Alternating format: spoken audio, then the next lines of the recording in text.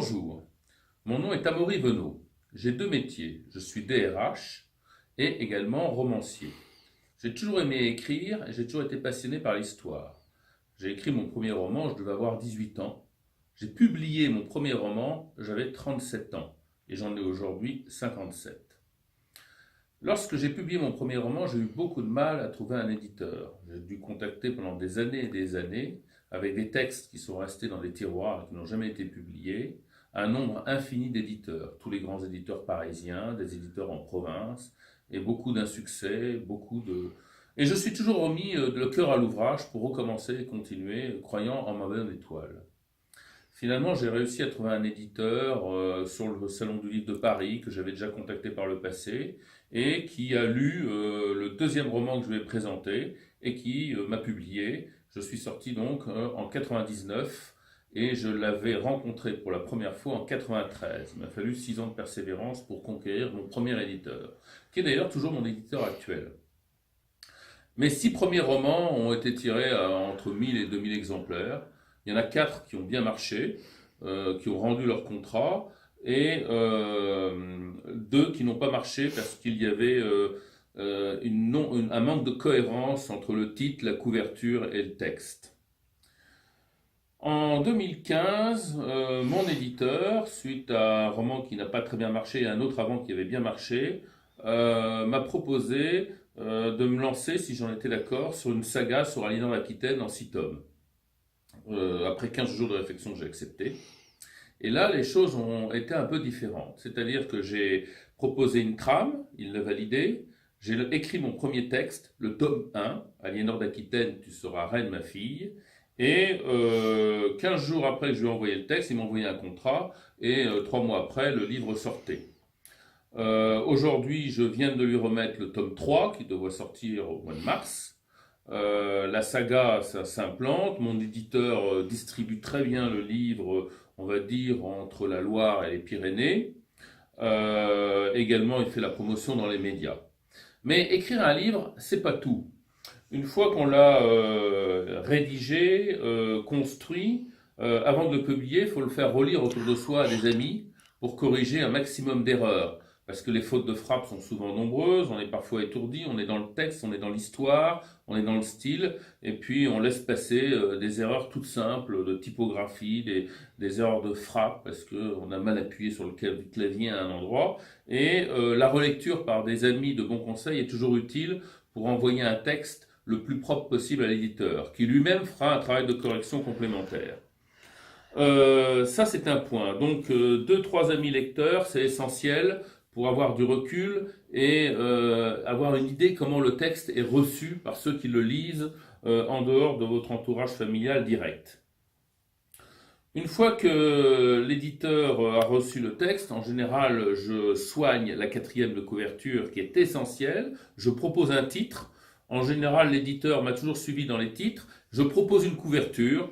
Une fois l'éditeur la valide, une fois l'éditeur a une autre couverture à mettre en œuvre. La couverture, le titre et la quatrième de couverture sont essentiels pour capter les lecteurs dans les librairies.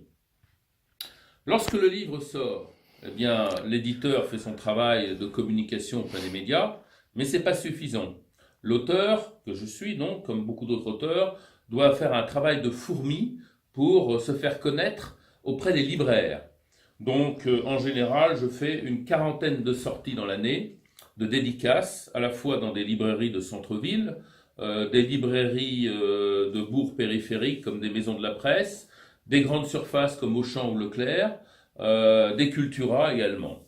L'intérêt, c'est d'avoir des articles de presse dans la presse régionale, c'est d'avoir également des libraires qui vous suivent et qui positionnent bien votre ouvrage.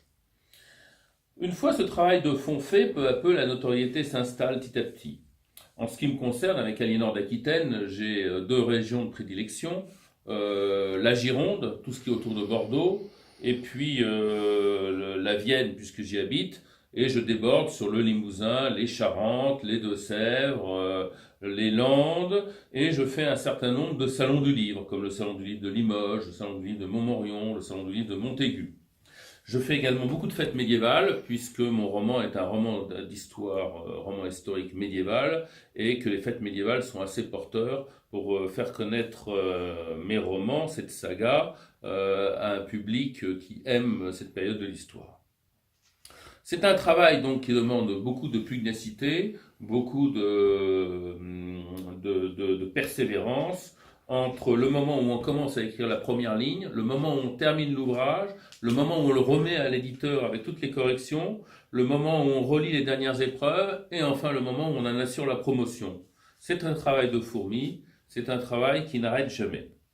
Bien sûr, un compte Facebook pour essayer de développer un réseau n'est pas inutile. Travailler également, mon éditeur travaille avec Amazon. Aujourd'hui, mes livres sont sur tablette, en format Kindle. Ça, c'est pas fait en un seul jour.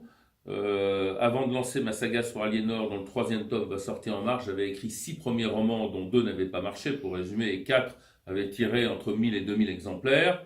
Là, on est en train de passer à un cap un peu plus supérieur, mais on n'est pas encore arrivé au best-seller et il me faut encore mon métier de DRH pour pouvoir subvenir à mes besoins.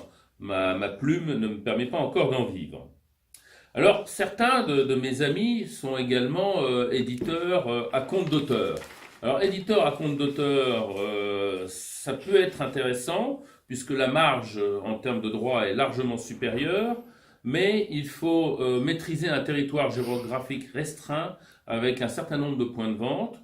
Tous les auteurs que je connaisse à compte d'auteur qui marchent bien, et j'en connais un qui va jusqu'à 35 000 exemplaires, notamment à Bordeaux, maîtrise parfaitement son territoire, multiplie les séances de dédicaces à l'infini. Pour exemple, j'ai 2 auteurs que je connais bien qui, à compte d'auteur, ont dû faire à peu près une vingtaine de dédicaces entre novembre et décembre, notamment dans les grandes surfaces. Alors effectivement, à ce compte-là, c'est un travail de fourmi, il faut beaucoup de temps libre, soit des RTT, soit être au chômage, soit être à la retraite. Mais une activité professionnelle plus un travail de romancier à compte d'auteur est quand même très lourd. Il y a des auteurs à compte d'auteur qui, après 300 exemplaires, sont contents et s'en arrêtent là. 35 000, c'est effectivement un des meilleurs que je puisse connaître. La moyenne se situera peut-être entre 1000 et 5000, mais pour du travail quasiment à plein temps. Le métier de correcteur est un autre métier qui est de plus en plus difficile parce que les éditeurs font beaucoup de publications avec des faibles tirages et payer un correcteur sur un livre qui va se vendre à 2, 3 000 ou 4 000 exemplaires est trop coûteux pour un éditeur aujourd'hui. Enfin, donc voilà, pour les clés du succès en ce qui me concerne à mon petit niveau, eh bien, c'est bien maîtriser un territoire géographique, bien maîtriser les correspondants de presse d'un territoire, avoir un grand nombre de libraires prescripteurs et petit à petit capter un lectorat fidèle en multipliant les opérations aussi par un compte Facebook qu'on essaye de rendre actif. Voilà, donc romancier historique, la saga Aliénor d'Aquitaine, Tu seras reine ma fille, Reine de France pour le tome 2 et À Jérusalem pour le tome 3 sont la saga à laquelle je me consacre entre mes activités de DRH en tant que manager de transition. J'espère avoir pu vous donner en illustrant un témoignage qui pourra répondre à votre curiosité ou à vos interrogations. N'hésitez pas à me contacter par message sur Facebook. C'est avec plaisir, je répondrai à d'autres questions si nécessaire. Merci beaucoup et puis tous mes vœux de succès pour cette année 2019 pour ceux qui se lancent dans cette aventure de l'écriture.